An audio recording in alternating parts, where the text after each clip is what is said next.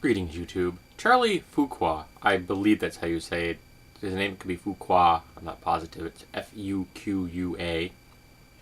Is running for the Arkansas GOP seat. Now, he has a new book out, and he's endorsing a biblically based worldview. He believes that the United States of America should base its entire structure on biblical law. I have yet to hear anyone explain to me how that's different than basing your worldview on Sharia law. It tends to make people look at their feet and shuffle around and mumble when I mention that. However, he wants to base the United States of America's entire culture on biblical law. As it'll come no surprise to you, he is anti-choice. He also is calling for the expulsion of all Muslims from the United States. So I guess that whole First Amendment thing is just kind of in the way. We'll get rid of that. But the most audacious thing he has to say in this book deals with disciplining children. Now, let me be explicitly clear about this. Some people who have seen me before may know this, some may not. So I'm going to make sure that it's very clear. I'm of the opinion, solid belief, down to the very core of my being, that if an adult strikes a minor child, theirs or anyone else's, you've just admitted you are a failure. You were not only a failure as a parent, you were a failure as an adult. You've just proven to me that you were incapable of outthinking a child. That you cannot reason your way around a problem.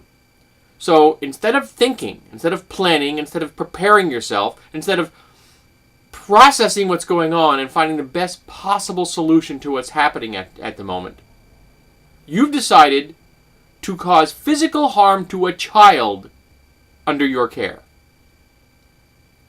I think it is unethical and immoral, and it should be illegal. In fact, in my opinion, it already is illegal. It's battery. If a stranger walks up to your kid and smacks them in the head, you would have them arrested. You might well beat them up yourself. But if a parent does it, that's for some strange reason is allowed. So now that you understand that, now that you understand my position on that topic, we'll go to the next stage. I feel that execution, the death penalty, capital punishment, is immoral. That the taking of a human life without the consent of the person who controls that life is immoral. Flat out. Murder is immoral, and thankfully legal, and execution should also be illegal. Whether the state does it or an individual does it, it's still immoral. You are still taking the life of an individual without their consent. Okay, so now you get those two stages. Can you see where I'm building up to, folks? Because this Republican Yahoo is endorsing executing children for disobeying their parents, based solidly on biblical law. He feels that this will be a good precedent to set. That if you execute a kid, or maybe even a few kids, that'll get all the rest of the kids to snap into line. Because, nothing says properly disciplining your child like killing someone. Now, I could get into like how you could actually properly discipline a kid, but I'm not really in a space at the moment to discuss that reasonably.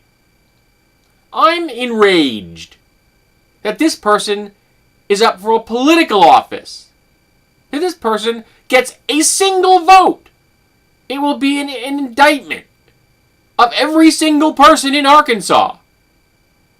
This man is certifiable.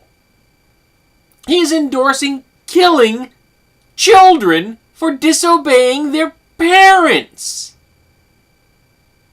Well, go read the article. And after you've had a little time to think about it like I have, tell me, do you think this person should be elected to a political office in the United States? I really want to know that.